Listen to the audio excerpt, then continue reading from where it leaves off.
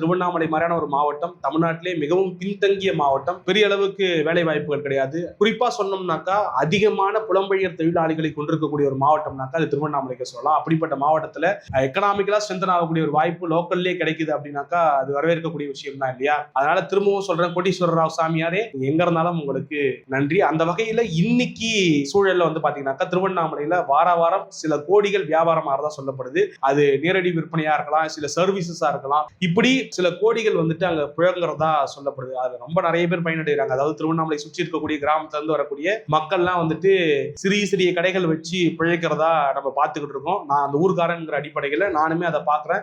பெரிய அளவுக்கு கடைகள் வந்து நிரம்பி ஒழியுது, கண்கூடா பாக்குறேன். அந்த வகையில இந்த ஒரு விஷயத்தை வரவேற்றே ஆகணும். எந்த அளவுக்கு தெலுங்கு பீப்புள்ஸ் வர ஆரம்பிச்சிட்டாங்கன்னாக்கா மலை சுற்றுற வழி முழுக்க தெலுங்கு மேட்ரிமோனி அட்வர்டைஸ்மெண்ட் போர்டுலாம் வைக்க ஆரம்பிச்சிட்டாங்க. எனக்குலாம் ஒரு வருத்தமே இருக்குடா, இத்தனை நாளா தமிழர்கள் சுத்திட்டு இருக்காங்க, ஒரு தமிழ் மேட்ரிமோனி அட்வர்டைஸ்மெண்ட் போர்டு வச்சிருப்பீங்களா அப்படிங்கிற அளவுக்கு நகைச்சுவா ஒரு விஷயம் தோணுச்சு.